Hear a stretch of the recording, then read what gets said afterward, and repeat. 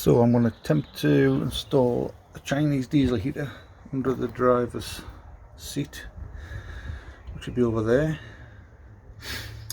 and I need a fuel tap from the fuel tank, which is across the van and here behind the AdBlue tank, and tons of electrics.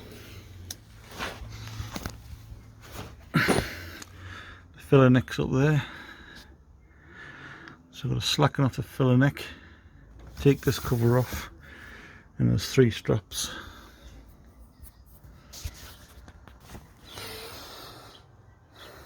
So I think I've got to remove the filler cap shroud.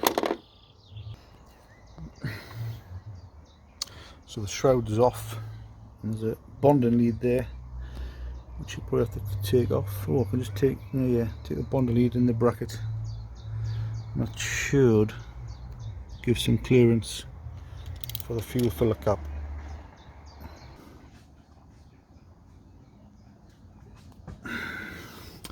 So I've got the cover off.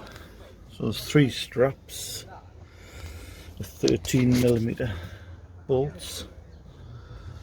So I'm going to take the centre strap off and then support the tank with a trolley jack. It's got about 10 litres of fuel in it, so it's 10 kilograms of fuel. It's not a great deal, so we'll see. Like I say, rear strap, centre strap, front strap. So there's no way the filler cap, the fuel filler cap's coming out of the spout without the AdBlue spout coming out. So I can see there's a 2 if not 4 bolts at the top, 2 quick connections onto the tank below. So I'm going to loosen off the bolts, undo the connectors at the bottom, catch any AdBlue that leaks, and see if we can get that out. So as I said, to get the fuel tank spout out, got to just drop out the AdBlue fill hose and the vent hose. I've loosened off at the top and it's loose, so there appears to be 2 quick connectors here.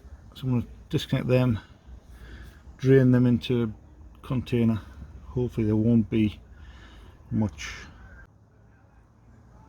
So luckily there's not enough liquid in the AdBlue tank to need to catch it. And the connectors, if you have a look, there's a green bit there and one on the other side. You just press them in and slide off. They're dead easy.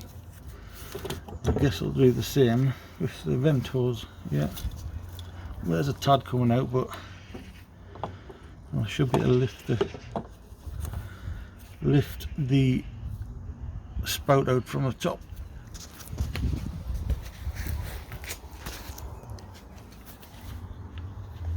Let's have a look.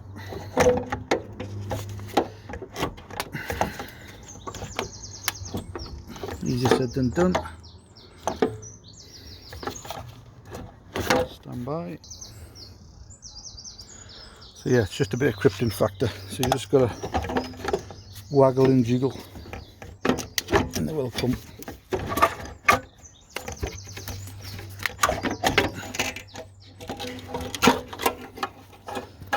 There you go.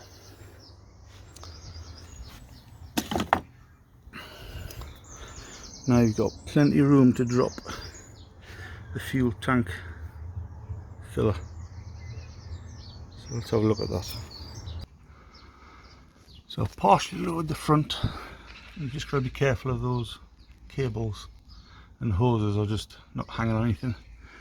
So I'm going to use lots of bits of wood to chock up to support the front while I move the jack to the back, take the strap off, another bits of wood, and slowly lower it 1 block at a time, because I don't know what I'm going to find in them in there. So the filler neck's dropped now. I can see that it's probably got some space to move, so I'm going to lower the back onto some wood and carry on. So now I've got the tank lowered a few inches onto the some chocks, weights off the jack. So it is lowered now. Let's see, pipes and cables up there.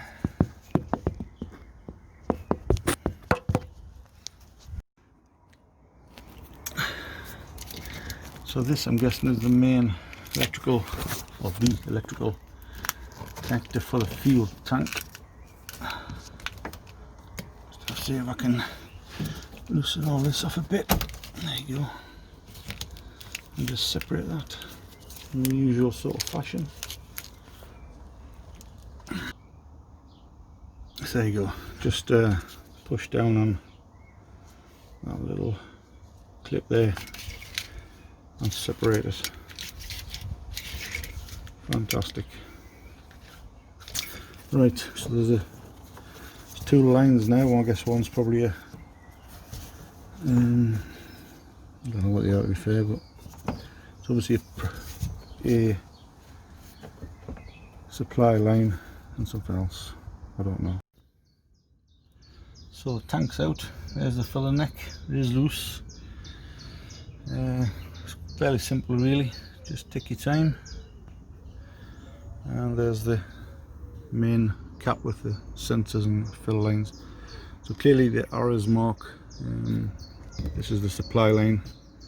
This must be a return line, I'm guessing, because it's into the tank, and obviously electrical connector.